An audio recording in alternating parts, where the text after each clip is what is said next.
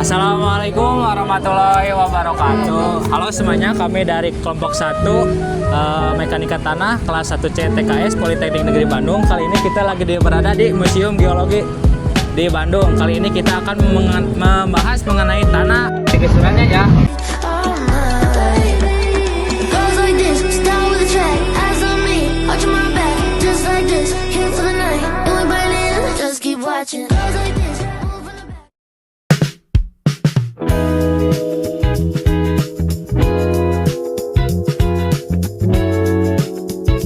Tanah sebenarnya berasal dari batuan induk yang mengalami proses pelapukan dalam waktu yang sangat lama.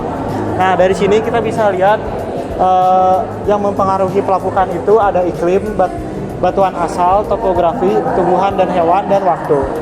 Pelapukan itu merupakan proses penghancuran dan perubahan batuan menjadi material yang lebih halus.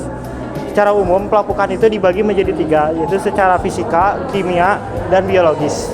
Pelapukan fisik terjadi tanpa mengubah komposisi kimia batuan, misalnya akibat perubahan suhu.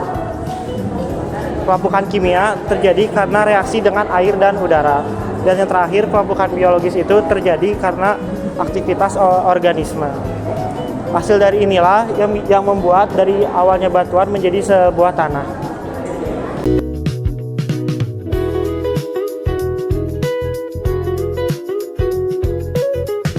Guys, melanjutkan penjelasan dari rekan saya. Jadi untuk tanah ini dibagi menjadi 2 berdasarkan proses pembentukan dan juga pergerakannya. Yang pertama itu ada tanah residu. Tanah residu adalah tanah yang terbentuk dari hasil pelapukan dan tetap berada di tempat asalnya tanpa mengalami perpindahan. Biasanya terdapat beberapa lapisan atau horizon, mulai dari lapisan atas yang kaya bahan organik hingga lapisan bawah yang mendekati batuan induk. Karena terbentuk di tempat asalnya, sifat tanah residu sangat dipengaruhi oleh jenis batuan induknya. Dalam bidang teknik sipil, tanah residu sering dijumpai di daerah perbukitan dan perlu dianalisis dengan teliti karena sifatnya tidak seragam. Yang kedua yaitu adalah tanah sedimen. Tanah sedimen berbeda dengan tanah residu. Tanah sedimen merupakan tanah yang terbentuk dari hasil pelapukan tetapi mengalami proses pengangkutan sebelum diendapkan di lokasi lain. Proses pengangkutan ini dapat terjadi melalui media air, es, maupun angin. Karena mengalami perpindahan, tanah sedimen umumnya memiliki karakteristik yang berbeda tergantung pada media pengangkutannya. Nah, jadi tanah yang terbawa oleh asal pengangkutnya bisa bermacam-macam. Contohnya seperti terbawa oleh angin, bentuk lahan asal air loyang. Terus ada yang terbawa oleh es, bentuk lahan asal glasial. Dan ada juga terbentuk oleh air, yaitu bentuk lahan asal marin.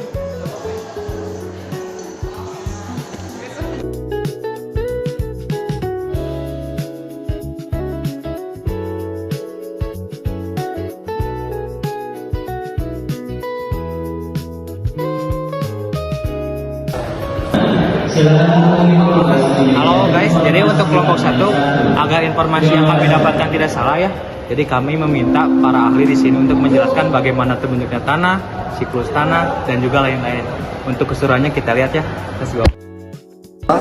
Yang terjadi adalah pelapukan atau proses filtrasi yang ini dari batuan ultrabasa menjadi mineral.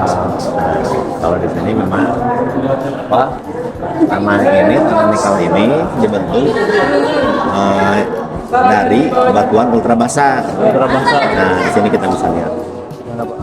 Nah, batuan ultrabasa ini biasanya terjadi di bawah permukaan bumi, gitu kan. Jadi beda antara yang tanah sekarang, yang sama tanah yang terbentuk nikel ini berbeda. Kalau tanah yang ini dia ke atas terlapukan. Kalau tanah yang ini ya terlapukan menjadi mineral nikel, misalkan ini biji nikel nih. Ada biji nikel. Nah, ini seperti ini gitu. Kalau dari batuan terlapukan menjadi tanah kan gitu. Iya, Pak. Semua tanah memang berasal kan dari proses geologi juga. Ya. Selain dia pelapukan, ada juga yang menjadi tanah dari pelapukan dari material letusan gunung api. Tadi untuk rombongan dari SMP Taramika dari Serpong Tangerang kelas A sampai dengan C.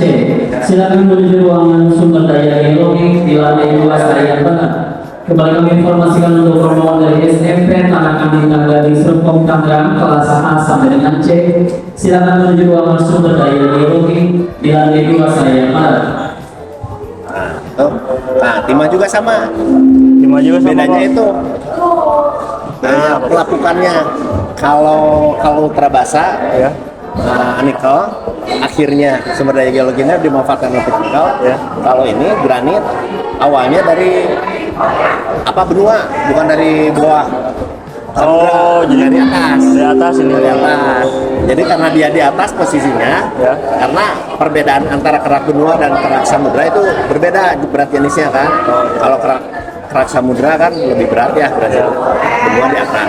Nah, kedua contoh ini antara timah yang granit ini, contohnya pelapukannya jadi timah. Nah, kalau ini tuh memang pemanfaatannya banyak keluar antara silika sama ini. Jadi di sini terlihat kalau pemanfaatannya dari tanah itu kita ke pemanfaatan ya di sini. Pemanfaatan dari ultra basa menjadi mineral logamnya menjadi nikel. Sementara kalau pelapukan dari granit kita ada contoh-contohnya. Kasih teri itu yang ringannya. Ini yang ringan-ringannya gitu, Ya, Pak. gitu. Nanti dia terakumulasi lagi menjadi lapukan menjadi batu pasir, granit, silika, Iya. pasir silika. Nah, Silika. seperti dari granit timah juga sama seperti itu. Sama itu juga. Dari pelapukannya menjadi timah. Nah, kalau di sini mungkin selain itu apa yang pelapukan yang nanti kita mungkin kalau ilmu tentang tanah memang kita di sini nggak ada. Iya. Kan semuanya hampir batuannya. Iya, kebanyakan Bentuknya batuan. proses batuan, batuan itu ada berapa macam. Iya. Bahwa memang menjelaskan dari awal masuk kita, makanya kalau kita masuk ke museum geologi itu ke kiri dulu. Kiri dulu. Oh, jadi Biar harusnya. tahu awal proses geologinya gitu, pendahuluannya. Ya. Di situ ada pembentukan bumi, ada pembentukan mineral logam di sana juga ada. Jadi ada meteorit juga, ada klasifikasi batuan, bentukan morfologi di situ. Baru naik ke sini. Perencanaan. Nah, dari proses geologi yang panjang itu menjadi dua bagian yang tidak bisa dipisahkan. Bencananya dan dayaknya. Di sananya ruang bencananya, di sini sumber daya geologinya. Nanti habis di sini lari ke fosil ke sana. Fosil. Ya, gitu. Nah, kalau di sini memang kalau sumber daya di sini. Kalau pelapukan dari batuan yang sudah terjadi memang itu ada di Nonokam ini yang tadi itu nikel sama contoh-contohnya seperti itu. Ya, kita ngiling aja dulu. Kalau mau ditanyain, di sana juga ada gambut yang calon batu bara itu. Iya. Tapi kan itu kalau batu bara, Ya, Pak. batu bara kan awalnya dari gambut lah gitu kan. Ya. Nah, memang itu proses yang panjang. Dan itu kan dari pohon-pohonan segala macam kan, tapi percampuran juga kan. Iya, Pak. Banyak. Ada pengotornya juga berjuta tahun menjadi batu bara muda. Nah, sampai akhirnya subitumino sampai antrasit di sini ada. Gitu. Seperti itu. Apalagi ya? Saya pengen nanya deh, Pak. Ya, boleh. Bapak tahu tentang kan tanah-tanah tuh kebagi jadi dua tipe ya, Pak. Ada yang tanah-tanah tuh kebagi jadi dua tipe. Ya, Yang ada tuh sedimen sama glasial. Bapak tahu nggak tentang itu, Pak? sedimennya, Ya, tanah sedimen sama tanah glasial gitu. glasial, Ya. residual. Residual ya. Kalau glasial kan Aduh, ya, Pak. nanti Oh, ya. Pak. Di sini Ya. sedimen kan Ya. residual tadi. Sedimen terbentuk dari batuan. Ya. Kalau di sini sedimen itu kan kalau di sini batuannya udah terkompaksi. Ya. Nah, kalau sedimen sebelumnya kan, Ya. belum ada litifikasi, belum ada pengerasan. Jadi kalau sedimen dia masih terakumulasi di dalam cekungan, Ya. dia belum kompak, masih sedimen. Tapi kalau batuan sedimen, Ya. dia udah mengalami pemadatan. Oh, ya. Di sini kita lihat.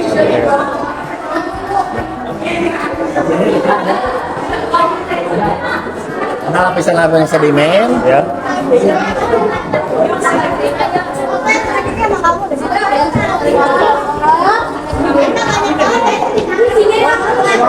Nah, silakan. Nah, di sini bisa dilihat-lihat dulu nanti. Nah, di sini kan ada contoh, ini kan bukan ke minyak buminya ya. Iya, Ibu. Ke sedimennya ya. Sedimennya aja. Nah, di sini ada yang namanya serpi, batu pasir. Jadi Ya. awalnya kan dari sedimen, batu lempung. Ini salah satu contoh-contoh batuan sedimen sebetulnya. Kalau di sini kan fungsinya berbeda. Iya, Pak. Di sini juga batu pasir. Nah, di sini biasanya sebelum mengeras kan dia sedimen dulu tuh. Iya, jadi tanah biasa. Dari tanah-tanahnya itu. Kalau sudah mengalami pengerasan, dia menjadi klasifikasi tertentu tergantung dari isinya. Isi Tergantung gimana, Pak? jadi unsur kimianya apa, kompak besar butirnya seperti apa. Di sini ada perbedaan. Di sini misalkan batu pasir sama serpi. Nah, ini dibedakan menjadi berdasarkan klasifikasi besar butir biasanya. Kalau butirnya lembut, ada yang namanya sedimen lempung. Iya, sedimen. Kalau nggak kasar nanti bisa menjadi pasir. Seperti itu aja.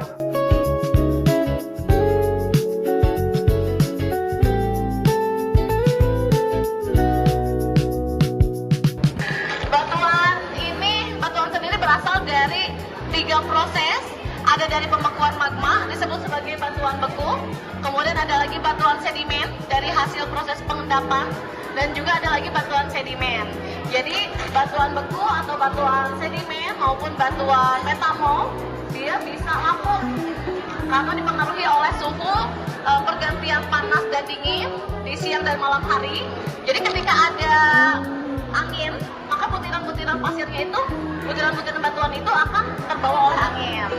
Dia akan mudah tererosi oleh angin, lalu terendapkan di satu tempat, lalu nanti dia bisa jadi padang pasir atau juga bisa menjadi batuan lain karena proses pengendapan, contohnya batu pasir gitu. Nah, kemudian juga dari pada dasarnya ya, semua batuan ini terbentuk dari pembekuan magma yang membeku, dia jadi batuan beku. Contohnya adalah ada granit, ada lava, ada peridolit, ini contoh batuan beku. Kemudian batuan beku ketika dia terendapkan di satu tempat, baik oleh air sungai, baik oleh angin, dia akan berubah menjadi batuan sedimen. Contohnya ada batuan konglomerat, ya, ada batuan pasir, contohnya seperti itu. Kemudian batuan beku ataupun batuan pasir, karena seiring dengan berjalannya waktu, kita lihat sebelah sini. Nah, ini seiring dengan berjalannya waktu, karena di bawah ada sumber panas, ada magma, semakin dalam ini semakin panas. Jadi ketika seiring dengan berjalannya waktu setelah jutaan tahun, batuan tersebut akan semakin tertimbun oleh sedimen yang ada di atasnya, sehingga dia karena dipengaruhi suhu dan tekanan yang tinggi, dia akan berubah menjadi batuan metamorf. Seperti itu. Contohnya ada lagi batu gamping ya. Batu gamping ini juga berasal dari batuan sedimen, yaitu jenis batuan sedimen. Tapi dia tidak berasal dari pembekuan magma. Dia berasal dari koral. Ada ini bisa lihat di sana banyak koral. Di koral lainnya, koral yang setelah jutaan tahun dia mengalami proses pengendapan, dia berubah menjadi batu gamping atau batu kapur. Batu kapur tersebut karena seiring dengan berjalannya waktu, dia semakin tertekan ke bawah karena suhu yang tinggi juga, dia berubah jadi batuan metamorf, namanya batu marmer gitu. Adik-adik, sebetulnya ini untuk presentasi tentang apa materi? Dalam mekanika tanah selain berdasarkan asal membentukkan tanah, diklasifikasikan berdasarkan ukurannya, partikel dominan yaitu seperti pasir, es, danau, M, dan lempung, C. Berdasarkan ukuran butirnya, tanah dibagi menjadi tanah di butir dasar dan arus di butir halus. Klasifikasi ini penting karena mempengaruhi sifat teknis dalam tanah dan rencanakan konstruksi. Nah, bagaimana berhubungan dengan tanah ini bisa terjadi hal tersebut. Nah, berdasarkan ukuran di bawah tanah itu sekitar 1, kurang lebih 1 cm atau 2 cm. Biasa akibatnya air bisa tanam bisa jadi longsor. Berarti tanah itu kenapa bisa jadi longsor? Itu air yang mengakibatkan di tanah tersebut di dalam prosesnya. Terima kasih.